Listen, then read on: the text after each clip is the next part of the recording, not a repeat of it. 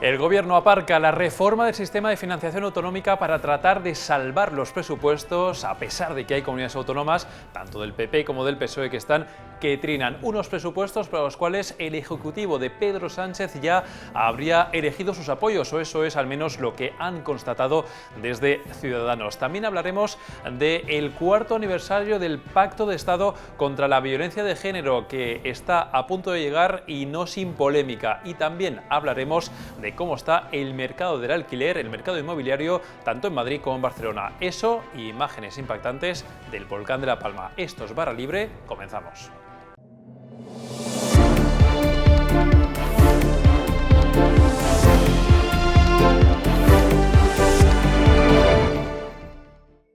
Y comenzamos ya con esa noticia que avanzábamos en titulares. Hablamos de las comunidades autónomas, porque hay muchas que están muy descontentas con ese sistema de financiación autonómico que está pendiente de reforma. Lo que pasa es que el Gobierno sabe que estas negociaciones con las autonomías es una fuente de fricciones tremenda. Por eso, Alejandra Olcese, compañera de Economía de Voz Populi, el Ejecutivo sabe que es mejor primero atar y dejar bien atado el presupuesto general del Estado para el año que viene y luego ya centrarse en las autonomías.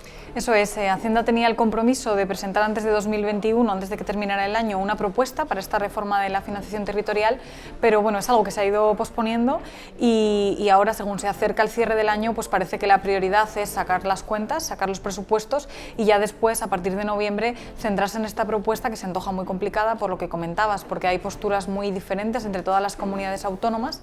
Parece muy difícil llegar a una solución que pueda gustar a todas, con lo cual hay riesgo de ciertas enemistades con algunas de ellas, incluso con algunos partidos que el Gobierno puede necesitar para sacar adelante los presupuestos. Además, una vez se consiga llegar a esa solución, a esa propuesta unánime, también necesitará el Gobierno los apoyos en el Parlamento, porque al tramitarse como ley orgánica se tiene que sacar con mayoría absoluta.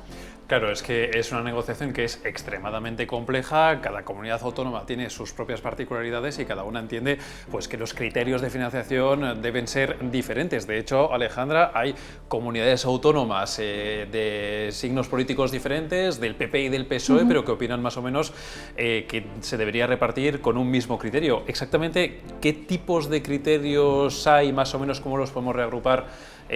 ¿Cuáles son esas exigencias que hacen las comunidades autónomas? Pues por un lado podemos ver que está Andalucía, la Comunidad Valenciana y la región de Murcia, probablemente en un primer grupo, que piden que se tenga más en cuenta el criterio de población ajustada, es decir, que se tenga más en cuenta a la hora de hacer ese reparto de financiación el criterio de población, porque ellas representan más del 30% de la población en España, y viendo la tabla de financiación, pues es verdad que están infrafinanciadas, entonces piden que eso se solvente de alguna manera. De hecho, precisamente esta semana Andalucía y la Comunidad Valenciana, que como decías tienen gobiernos diferentes, se han unido para pedir que se cree un fondo transitorio para poder compensar esa merma de financiación que tienen respecto a otras, porque dicen que están sufriendo una auténtica hemorragia financiera. O sea, en esto Juanma Moreno del Partido Popular, Chimo Puig del Partido Socialista, digamos que comparten criterio y están de acuerdo entre ellos para hacer una misma exigencia al gobierno, ¿no? Sí. Ellos son, digamos, una parte serían como los más perjudicados, entre comillas, por el sistema actual, pero luego hay otras comunidades autónomas que también tienen otras quejas. Sí, luego está, por ejemplo, todo lo que se puede denominar la España vaciada, pues ahí hay un cajón desastre muy grande con comunidades como Galicia, Cantabria, Castilla y León, Extremadura, Aragón, incluso quizá Castilla-La Mancha, unas cuantas, que lo que piden es que se tenga en cuenta el coste efectivo de ofrecer los servicios, porque en su caso pues también supone un problema el hecho de que haya dispersión territorial, el envejecimiento de la población, que haya muchas zonas despobladas, eso también encarece su manera de prestar servicios, con lo cual piden que también se tenga en cuenta esto a la hora de repartir la financiación. Y luego tendríamos un tercer grupo en el que se puede incluir Cataluña, se puede incluir la Comunidad de Madrid, se puede incluir Baleares incluso, que lo que piden es que se tenga en cuenta el principio de ordinalidad. Esto sería como tener en cuenta cuáles son las que más aportan a esa caja común para que sean también las que más reciben, como que haya ahí una especie de justicia a la hora de que las que más aportan pues también se vean luego compensadas. Y hay un dato, Alejandra, que a mí me ha llamado muchísimo la atención dentro de tu información, que es esa diferencia que a priori parece abismal entre unas comunidades autónomas y otras en cuanto a la financiación, que hay una diferencia de casi hasta 800 euros entre los ciudadanos según la autonomía. Sí, esto es un dato que sale de un informe muy interesante de FEDEA y hacen ahí un análisis de cómo realmente se materializa esta diferencia de financiación y según sus estudios, pues realmente entre la comunidad mejor financiada, que es Cantabria, por habitante, o sea, estamos hablando de financiación per cápita con el criterio de población ajustada, entre Cantabria y la Comunidad Valenciana, que es la peor financiada, hay una diferencia de 800 euros por persona. Esta diferencia, la propia ministra de Hacienda, María Jesús Montero, ha dicho que no tiene justificación alguna y que hay que atajarla. La cuestión es ver cómo hacen para que solucionar esta desigualdad, porque al final es una injusticia, pero sin agraviar mucho a unas o a otras o logrando un equilibrio. Bueno, pues este sistema de financiación autonómica que se tiene que reformar y esas tiranteces entre autonomías y el gobierno, desde luego va a dar mucho que hablar y lo hablaremos aquí con Alejandra Orcese. Muchas gracias. Gracias a vosotros.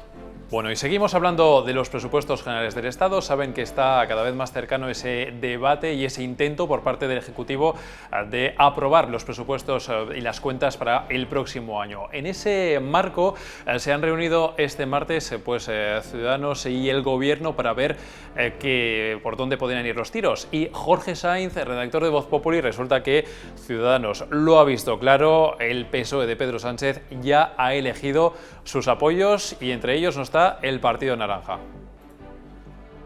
Efectivamente, Alberto, lo has explicado perfectamente. Si había una mínima posibilidad de lo que se conoce como mayoría alternativa, ¿no? Que el gobierno trate de buscar el apoyo de Ciudadanos y del PNV y dejar a un lado a Bildu o Esquerra Republicana, bueno, pues esa mínima posibilidad se ha desvanecido por completo este martes. Ha habido reunión entre el gobierno y el equipo de Ciudadanos y, bueno, el partido de Inés Arrimadas considera que Sánchez ya ha elegido socios para estos nuevos presupuestos. Esos socios son sus aliados de investidura, Esquerra Republicana, EH Bildu, Partido Nacionalista Vasco, en fin, nacionalismo y el independentismo catalán. Y bueno, era algo que se veía venir. Es cierto que en Voz Populi llevamos publicando durante varias semanas que los pasos que está dando el gobierno son precisamente en la dirección de volver a sumar con esa mayoría, pero bueno, siempre quedaba la duda de si podía haber un intento, como ocurrió con los presupuestos del año anterior, si podía haber un intento con Ciudadanos. Ese intento del año pasado naufragó con la tramitación de los indultos y este año, pues bueno, según nos cuentan diversas fuentes, pues la reunión no ha ido bien y por lo tanto no habrá ni intento de negociación.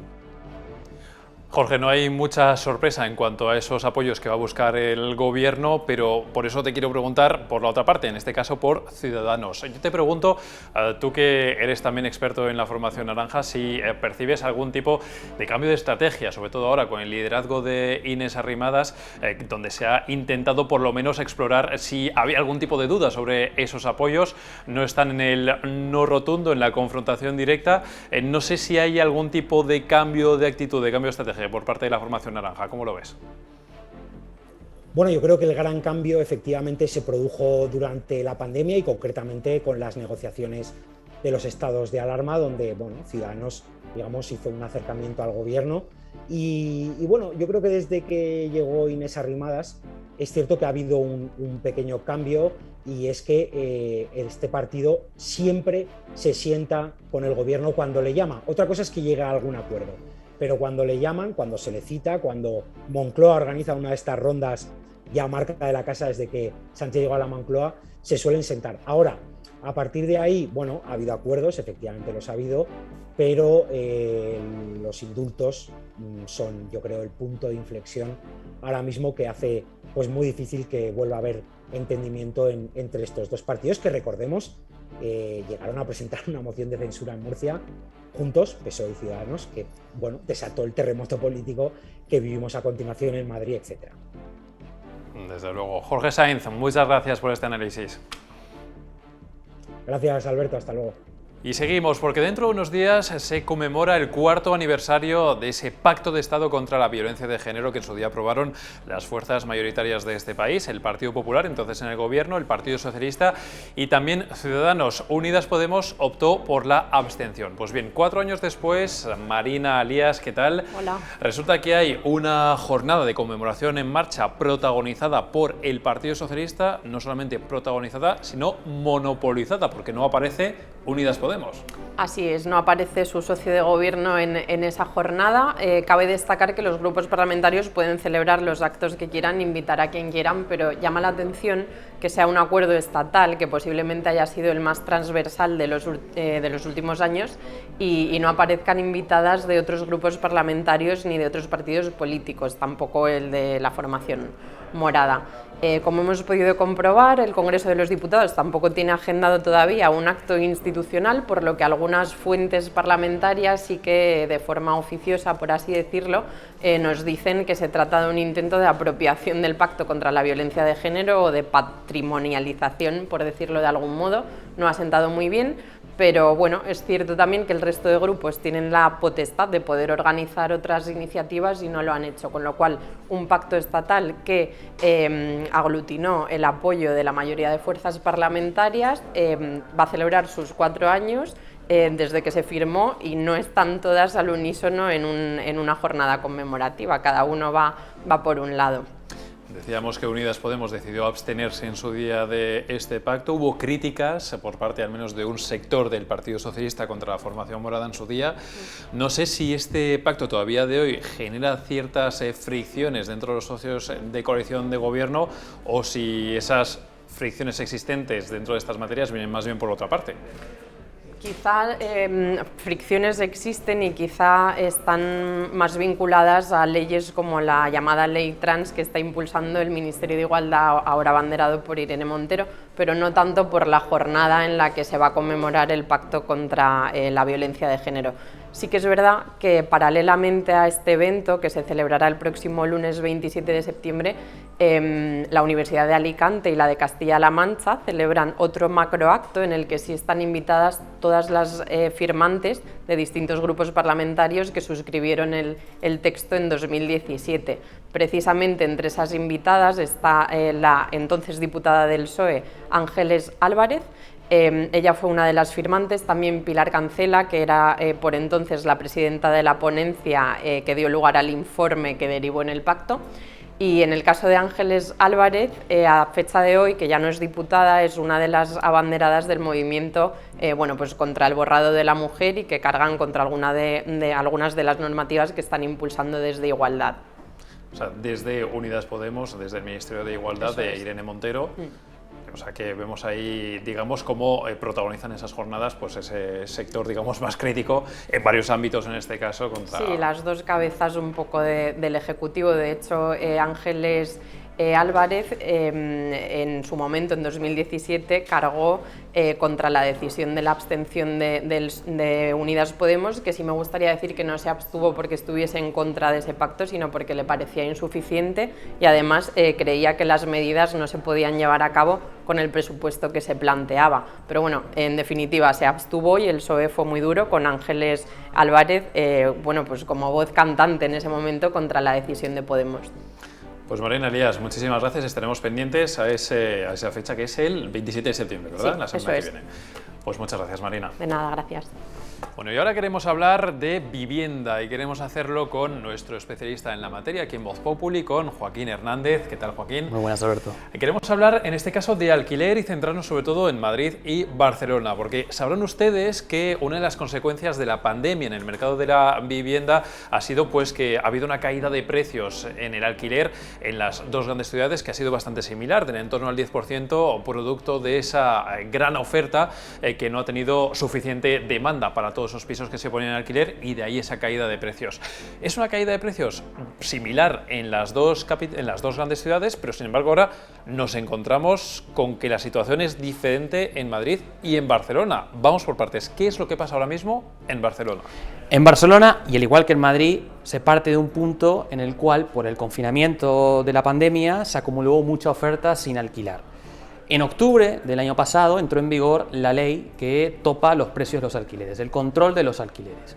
Pues bien, con ese control aceleró la bajada de los precios en Barcelona en un primer momento, ¿sí?, en unos primeros meses, pero lo que estamos viendo ahora es que esa bajada se está frenando. ¿Por qué? Porque la ley ha hecho que muchos caseros acaben sacando pisos del mercado porque no les parece o no resulta rentable tenerlos en un mercado atado, como lo que plantea una ley como la que se aprobó en Cataluña. Entonces, lo que estamos viendo es que en Cataluña ya han dejado de bajar de alguna manera, o sea, ha quedado en ese 10% interanual la bajada, con mucha menos oferta, lo que hace pensar que los precios ya no van a bajar, o van a bajar mucho menos de lo que lo venían haciendo desde el inicio de la pandemia. O sea, si hay gente que está en Barcelona y que quiere alquilar próximamente, que no se piense que van a seguir bajando los precios. Ya han escuchado a Joaquín, porque en principio más o menos se van a mantener o no van a bajar más de lo que ya han bajado hasta ahora. Pero sin embargo en Madrid, Joaquín, la historia es muy diferente, o es incluso al contrario. Cuéntanos. Sí, en Madrid hasta ahora, si hacemos el raconto interanual, efectivamente también han bajado un 10%, pero ha ido a más. Ese descenso, esa espiral a la baja de los precios ha ido a más a lo largo del año. De hecho, en los últimos meses los descensos interanuales en Madrid son más altos, más pronunciados que en Barcelona. Y además tenemos la circunstancia de que en Madrid la oferta no ha bajado tanto, o por lo menos se ha ido viendo sustituida por nueva oferta, que ha entrado al mercado también, porque le sigue pareciendo rentable invertir o tener pisos en Madrid. Y lo que vemos ahora es que en el último año la oferta, por esta nueva demanda que ha entrado al mercado post-pandemia, post-confinamiento mejor dicho, pues la oferta en Barcelona ha caído el doble que en Madrid. Con lo cual uno puede pensar que si la ley de la oferta y la demanda se cumple, atendiendo los cánones del libre mercado, pues en Madrid tienen más recorrido a la baja que en Barcelona. Bueno, pues veremos si realmente se cumplen un poco estos pronósticos en función de los datos. Esta es la información de nuestro compañero Joaquín Hernández, especializado en vivienda, y con el que seguiremos hablando porque sabemos que es un tema que interesa a muchas personas. Así que muchas gracias.